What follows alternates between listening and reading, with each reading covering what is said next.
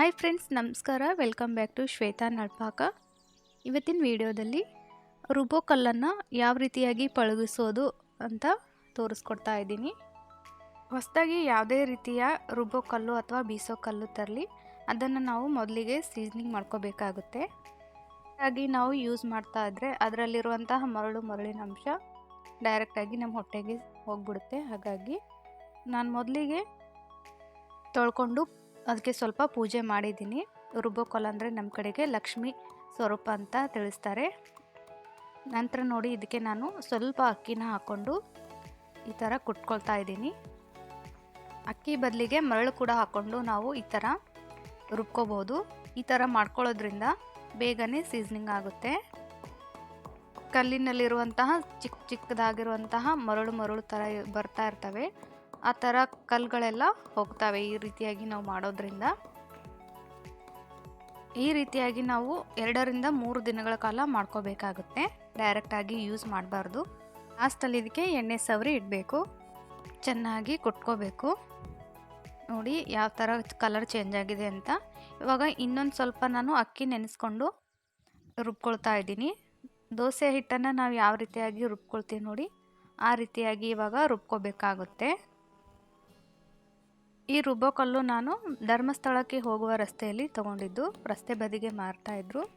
ಅಲ್ಲಿ ನನಗೆ ಇದು ಕೇವಲ 150 ರೂಪಾಯಿಗೆ ಸಿಕ್ಕಿದ್ದು. ಈ ಥರ ಒಂದು ಕಲ್ಲು ಇರಬೇಕು ಮನೆಯಲ್ಲಿ.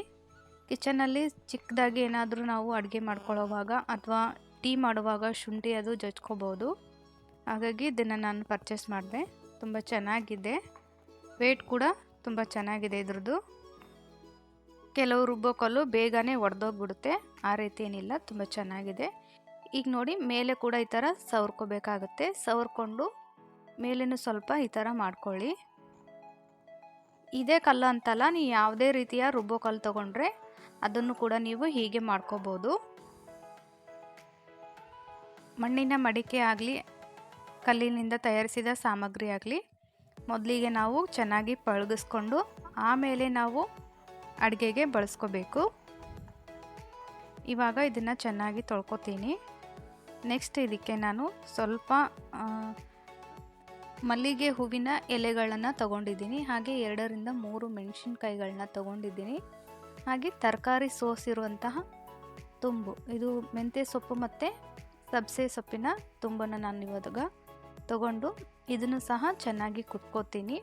ನೀವು ಮನೆಯಲ್ಲಿ ಯಾವುದಾದ್ರೂ ತರಕಾರಿನ ಸೋಸ್ಕೊಂಡ್ರೆ ಅದರಲ್ಲಿ ಉಳಿದಿರುವಂತಹ ತುಂಬನ್ನು ನೀವು ಈ ಥರ ಕುಟ್ಕೊಂಡು ಚೆಲ್ಲಬೇಕಾಗುತ್ತೆ. ನಾನು ತೋರಿಸುವ ರೀತಿಯಲ್ಲಿ 3 ದಿನಗಳ ಕಾಲ ನೀವು ಈ ರೀತಿ ಮಾಡಿಕೊಂಡ್ರೆ ತುಂಬ ಚೆನ್ನಾಗಿ ಕಲ್ಲು ಪಳಗುತ್ತೆ.